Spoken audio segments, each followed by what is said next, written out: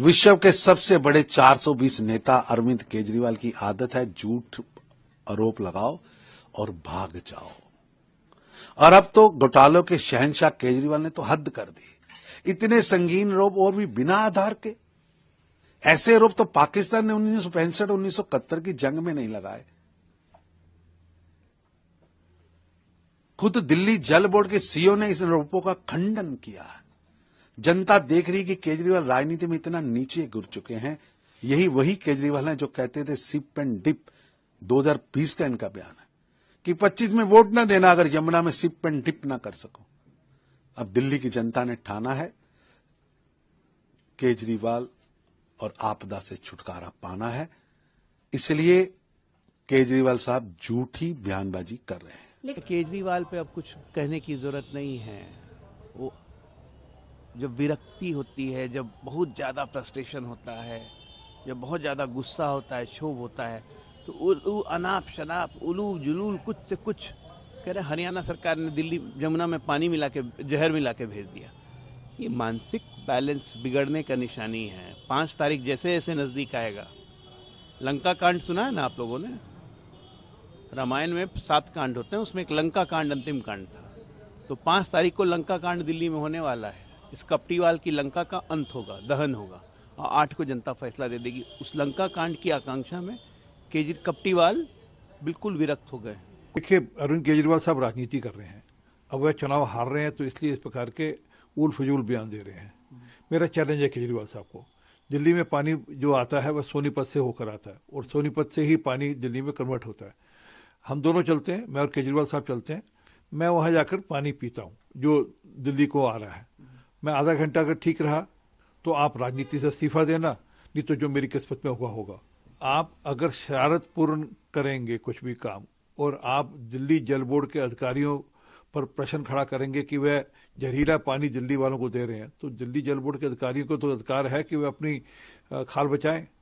परंतु आपको तो राजनीति करनी है, आपको तो चुनाव जीतने के लिए कुछ भी करना है और कैसा भी हथकंडा अपनाना है। मैंने कहा ना कि मेरा चैलेंज स्वीकार करें। हमेशा झूठ बोलते हैं, बेईमानी करते हैं। जब जमीन खिसक रही है तो कभी ऐसा होता है कि हरियाणा के लोग जहर डाल देंगे। इस तरह की बातें करके लोगों को बेवकूफ बनाना। लोग अब समझदार हैं। एक बार उनके चक्रव्यूह में आ गए थे और इस बार पूरी तरह से लोग उनको दिल्ली में नकार रहे हैं। विश्व के सबसे बड़े 420 नेता अरविंद केजरीवाल की आदत है झूठ आरोप लगाओ और भाग जाओ। और अब तो घोटालों के शहंशाह केजरीवाल ने तो हद कर दी। इतने संगीन आरोप और भी बिना आधार के।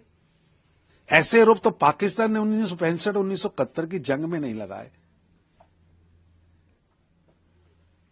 खुद दिल्ली जल बोर्ड के सीईओ ने इस आरोपों का खंडन किया। जनता देख रही कि केजरीवाल राजनीति में इतना नीचे गिर चुके हैं। यही वही केजरीवाल हैं जो कहते थे सिप एंड डिप। 2020 का इनका बयान है कि 25 में वोट न देना अगर यमुना में सिप एंड डिप ना कर सको। अब दिल्ली की जनता ने ठाना है केजरीवाल और आपदा से छुटकारा पाना है, इसलिए केजरीवाल साहब झूठी बयानबाजी कर रहे हैं। लेकिन केजरीवाल पे अब कुछ कहने की जरूरत नहीं है।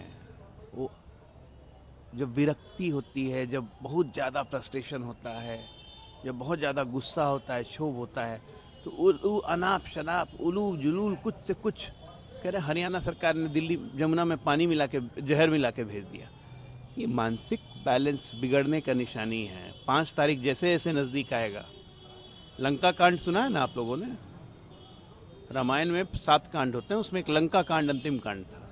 तो 5 तारीख को लंका कांड दिल्ली में होने वाला है। इस कपटीवाल की लंका का अंत होगा, दहन होगा, और 8 को जनता फैसला दे देगी। उस लंका कांड की आकांक्षा में कपटीवाल बिल्कुल विरक्त हो गए।